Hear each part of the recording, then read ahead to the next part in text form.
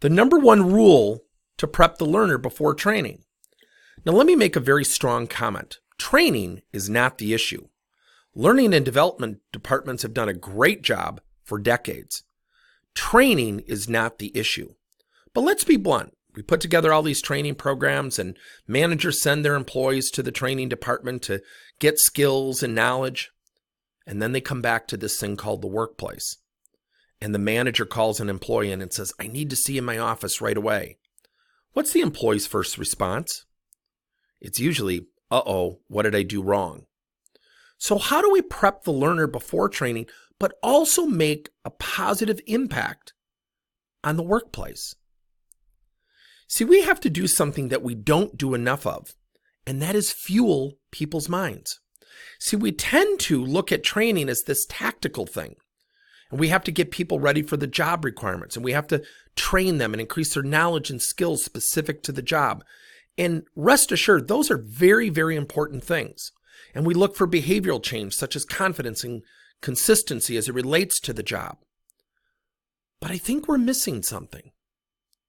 See, during the course of the day, people are faced with change, challenge, new procedures, new products, cross-departmental communication, a negative employee, a new employee they have to train, which pushes their workload back. Sometimes difficult bosses, sometimes difficult decisions. And those all provide employees in the workplace two fundamental things, change and challenge. So let me give you a reverse effect of this.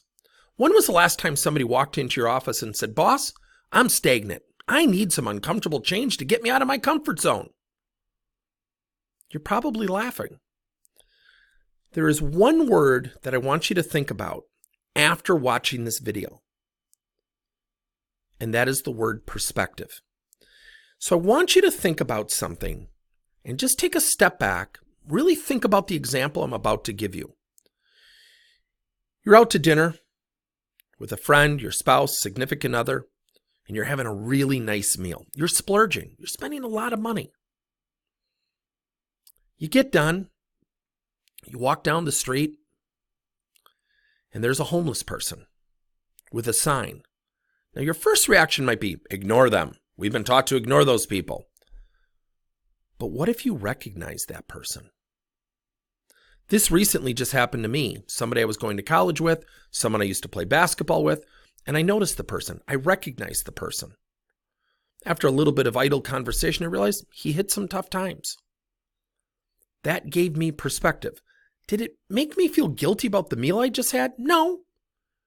But it gave me perspective. It gave me pause for thought. So let me share this with you. We had a client years ago who was complaining in their call center about the workload they had. So you know what we did?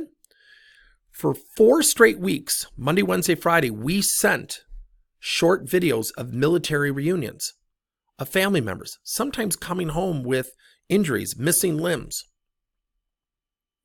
Guess what happened to all the complaints? They dissipated pretty quickly. Perspective is powerful. If you're interested in a perspective-based coaching program that takes less than 10 minutes a week, ask us about our Always Stay Positive program. It is a program that is designed to give perspective. It's based on something called perspective-based coaching. And when we roll people through this program, over time they start to think, you know what? I've got it pretty good. You know what? That was a great training class. I'm going to apply it. You know what?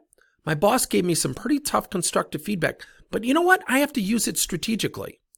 Now, I don't want to mislead you that it's a magic pill because it works over time. Perspective has to be continuous. Reach out to us. We'd love to send you some information.